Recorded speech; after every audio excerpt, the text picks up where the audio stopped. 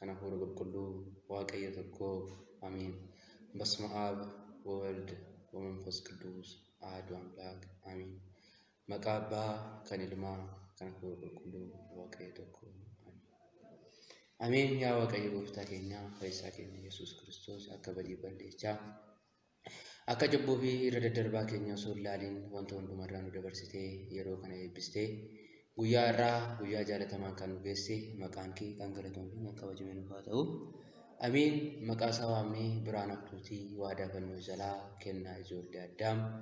tsallaati musee gobboo salamoon eenyumaan fakkeessuu kan hin dandeenye haadha teenya qulqulleettii dubaroo maariyaam gooftaa keenya faana baraa gibsi keessatti baay'ee rakkachaa kan turte maqaan ishees kan kabajamee fi kan ulfaate nu haa ta'u ergamoota qulqulloota waaqayyoo akka ergamanii nus immoo ilmaan namaa akka gargaaraniif waaqayyoon kan uume akkasumas immoo raajota qulqulloota gooftaan keenya fayyisaan keenya Yesuus Kiristoos waan nuuf dura raajiiwwan hedduu raajaa turanii raajiin isaan raajaa sun hunduma isaa hojiirra oolee qulqullummaa isaaniitiin waan gaarii amantaa qabaachuudhaan mootummaa isaa kan dhaalan raajota akkasumas immoo duuka boota qulqulloota gooftaan keenya Yesuus Kiristoos eega dhufeen booda gooftaa keenya Yesuus Kiristoos duuka kan bu'an hundumaa handara garaagaraatii walitti qabee garuu kaayyoon inni walitti qabeef tokko kan ta'e kan akka qulqulluu Phexros kan akka qulqulluu Yaaqoob hunduma isaanii akka kennaaf kabaja isaaniin maqaan isaanii kan galatamu kan kabajamu haa ta'u akkasumas immoo abboota keenya amantii dhugaa Ortodoksii Tawaahidoo dhaabuudhaan dhiigni isaanii lola'ee mormi isaanii kutamee abboota keenya hunduma isaanii isaan bara araaraa keessa turan maqaan isaanii kan galatamu fi kan kabajamu haa ta'u amiin hordoftoonni tokkeetuubii idduma kanaan akkam nagaa isin jechuun barbaada maqaa waaqayyootiin tolee akkuma beekamu tanaan dura sagantaa hedduu qabannee isin dhiyaasaa turre arras immoo akka yemmuu waaqayyoof jaala waaqayyoo ta'e gooftaan fayyisaan keenya Yesuus Kiristoos guyyaa eebbisee ilmi namaa meeshaadha waan ta'eef anarra bulee isin immoo akka laphee diddaatti dhageessanii akka argamtu akka nu kennuuf tolaaf jaala isaa guddaa nuuf haa ta'u tolee arras akkuma beekamu sooma guddichaa abii soomii isa beekamu torbee jaafaarra geenyerra torbeen jaafaanis akkuma beekamu abbaan keenya qulqulluun Yaareed kitaaba isaa duggaa gubbaarratti hunduma isaanii maqaa kan moggaase hunduma isaanii immoo maal akka barsiifamuu qabu kan itti nu ibsuudha jechaadha abbaan keenya qulqulluun Yaareed yeroo darbellee torban darbellee akkamitti abbaan keenya qulqulluun Yaareed haala kamiin nama akkamii akka ta'e Itoophiyaawii nama akkamii qulqulluu akka ta'e akkasumas immoo torbeewwan kana maqaa akka itti moggaase ilaallee jirra jechuudha akka yemmuu waaqayyootiin har'a immoo waaqayyo gooftaan keenya Yesuus Kiristoos daqiiqaan wanti hundumaa dabarse guyyaa har'aa torbee jaaffaa isa Gabri'eel jedhamuun nu geera jechuudha tole Gabri'eel jechuun maal jechuudha jennee gaafa ilaallu Gabri'eel jechuun tajaajila amanamaa jechuudha jechaadha tajaajila amanamaa jechuun immoo maal jechuudha jennee ilaaluu qabna jechaadha yookaan immoo tajaajila amanamaa jennee torbee kana keessatti kan barannu waa'ee maalii torbee kana keessatti baranna waa'ee maalii immoo waa'ee tajaajila amanamaa irraa maal baranna tajaajila amanamaa jechuun immoo maal jechuudha jennee ilaaluu qabna jechaadha kanaafuu kitaaba qulqulluu gubbaa irratti jechaadha Ortodoksii Tawaahidoo wanna hundumaa gaafa barsiistu kitaaba qulqulluudha jechaadha argaa godhatee kan barsiistu jechaadha kanaaf wangeela Maatewos boqonnaa 25 lakkoofsa 14 gubbaarra kaasni gaafa dubbisne waa'ee tajaajila amanamaa kana gooftaan keenya Yesuus Kiristoos fakkeenyaan kan nu barsiisee jechaadha maal jedha 14 irratti gaafa laallu Yesuusis dubbiin kun akka nama biyya fagoo dhaquuf ka'etti innis hojjettoota isaa waamee horii callaa qabaa ture itti kennate jedha horii callaa qabaa ture itti kennate horii callaa jechuun maal jechuudha jenne gooftaan keenya Yesuus Kiristoos hunduma keenyaaf kennaa mataa kenne yookaan immoo horii kan jedhamu kennaa mataa keenyaa nuu kenne jechuudha kanaaf hunduma namoota sadi dubbisee hunduma isaanii horii callaa kenneef jedha itti aansee maal jedha 15 gubbaarratti akkuma akka humna isaaniitiin tokko meetii 5,000 isa kaan meetii 2,000 isa kaan immoo meetii 1,000 kennee biyya fagoo biraa adeemee jedha maal waaqayyo yeroo kana isa tokko meetii 5,000 kenne isa tokko meetii 2,000 kenne isa tokko meetii 1,000 kenne biraa adeemee jedha biyya fagoo akkuma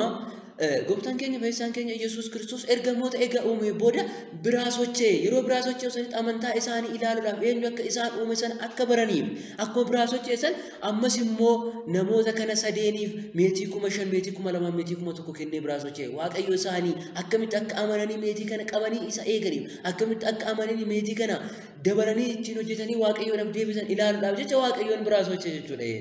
maatii waaqayyo hardhallee waaqayyo kennaa nutti kennaa keenya sanii akkamitti akka fayyadamu dhuudhaan nu biraa socha cimina keenya ilaaluudhaaf nu biraa socha jecha kanaaf jecha ergamoota biraa sochee ergamoonni waaqayyo sana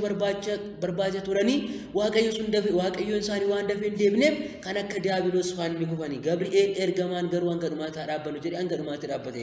gara biyya fagootti isa Gabiraa sokkeen boodatti namichi inni meetii 5,000 fudhate sun si'uma sanatti ittiin bitee gurguree meetii 5,000 itti deebisee jedha.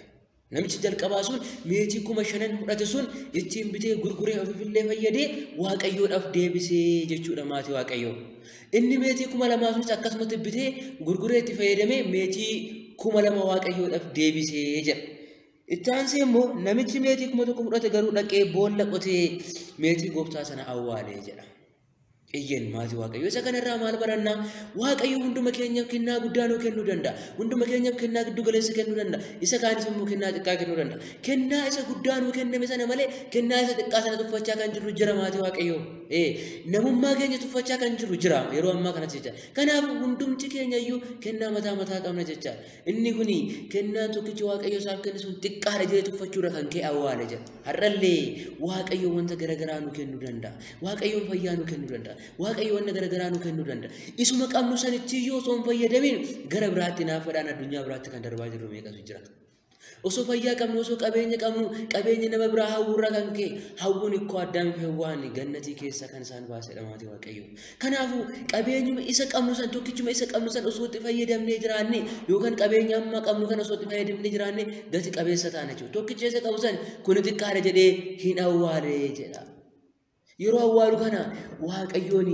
deebi'ee dhufe biyya fagoo eega deemee immoo eega deebi'ee dhufe immoo hunda isaaniitiif iyyuu firdii garagaraa kenna jechuudha akkuma Galaatiyaa gubbaarratti barreeffamee jiru hundumti keenya iyyuu firdii garagaraa qabna hundumtuu iyyuu waan facaafate hammata inni atarrafisu waan gaarii argachuu danda'a inni immoo awwaalisu waan badii argachuu danda'a firdii waaqayyoo dhumarra maal jedhee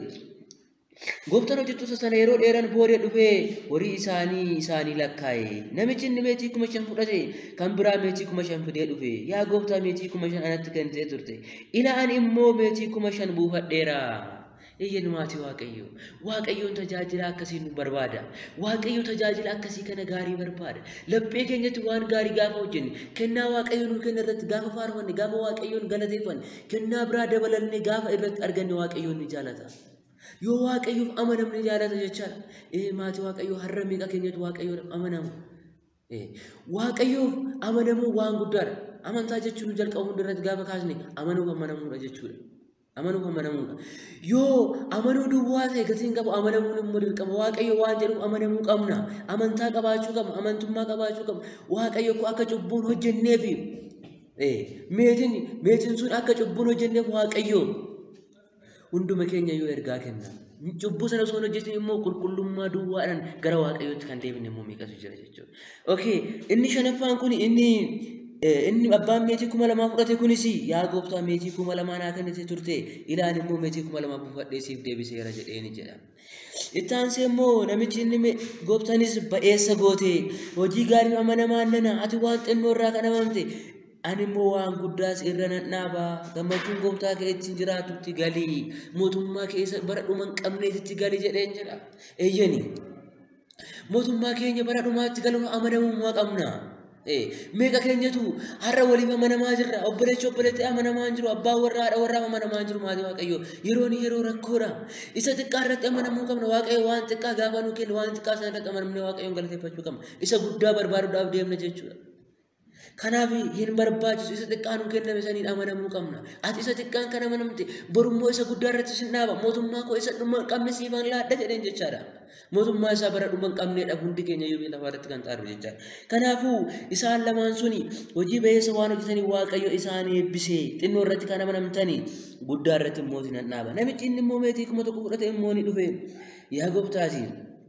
nama gara jabeessa iddoo ittiin facaasin galfatu iddoo ittiin bittinneessi walitti qabatu ta'uu keenan beeka kanaaf sodaadhen dhaqee meetii kee awwaale horiin kee kinooti jedheen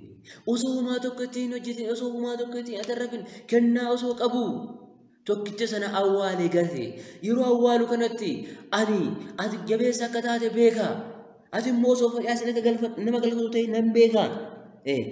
iddoo ittiin bittinneessii walitti qabatu ta'uu nan beeka garuu ani immoo sodaadhaan dhaqee meetii kee awwaala ittiin hojjenne eeyyani kennaa qabnuun kan ittiin sodaannu jira kennaa qabnu fuulduratti baanee kan ittiin tajaajillee jira kennaa qabnuun kan ittiin lallabne jira maatii waaqayyoo yeroo ammaa kana kanaafuu waaqayyoo kan nuuf kenni kennaa ittiin fayyadamne ittiin tajaajille borummoo waaqayyoo mana isaa keessatti kan nu dhaabudha jechaadha egaa meetichi 1,000 sana harkaa fudhati isa meetii 10,000 qabuuf kennaayi